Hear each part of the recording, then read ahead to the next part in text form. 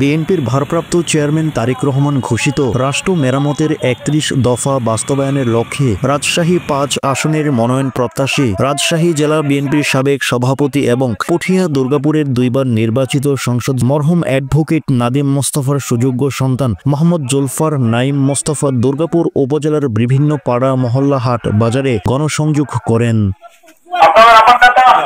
সোমবার ২৮ এপ্রিল বিকেল থেকে রাত পর্যন্ত ৪ নং দেলোয়াবাড়ি ইউনিয়নের বিভিন্ন এলাকায় সাধারণ মানুষের সাথে সাক্ষাৎ করেন তিনি এবং দেশের বর্তমান রাজনৈতিক পরিস্থিতি ও বিএনপির লক্ষ্য তুলে ধরেন।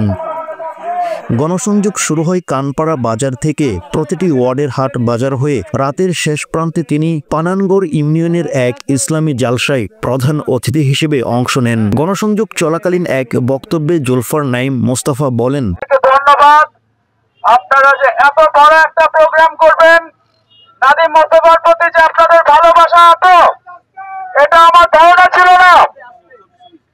আল্লাহর রহমতে আমাদের সিনিয়র নেতৃবৃন্দ এখানে যারা উপস্থিত আছেন তারা আমাদের যত সহযোগিতা করছে ইনশাআল্লাহ, আর আমাদের মাঠে যত মানুষ আছে আমাদেরকে ঠেকানোর কেউ নাই। এবার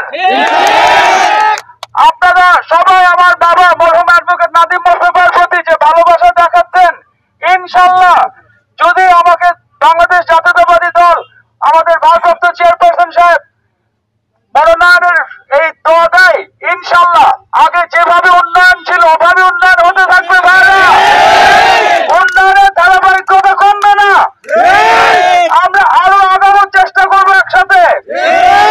কিন্তু ভাইরা একটা সতর্কবান কথা বলে রাখবো ভাইরা, যত মানুষ এখন এই যে আওয়ামী লীগ থেকে উঠায় নতুন নতুন বিএনপি বানাচ্ছে, এদেরকে কিছু বলার দরকার নাই, কিন্তু যারা বিএনপির হয়ে এই আওয়ামী লীগ গুলোকে প্রতিষ্ঠিত করার চেষ্টা করছে ওদেরকে ধরবেন না।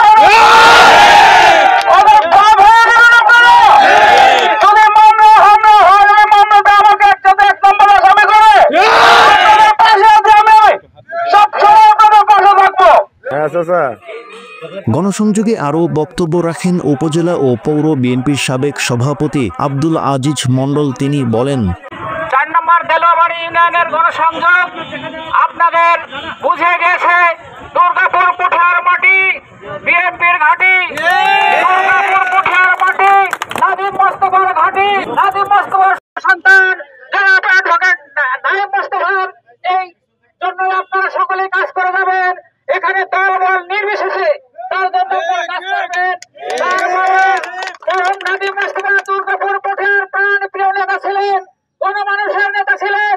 তিনি সাধারণ মানুষের কাজ নিয়ে সবসময় থাকতেন। তাই তিনি সুযোগ্য সন্তানের সাথে আমরা আছি ইনশাআল্লাহ।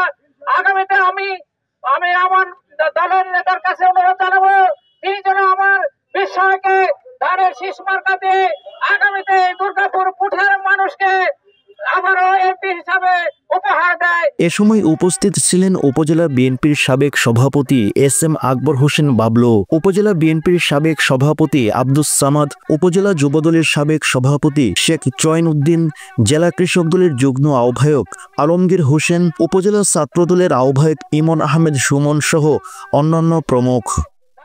গণসংযোগে বিপুল সংখ্যক বিএনপি ও অঙ্গ সংগঠনের নেতাকর্মীরা মোটরসাইকেল বহর নিয়ে অংশ নেন, যা পুরো এলাকায় উৎসবমুখর পরিবেশ সৃষ্টি করে।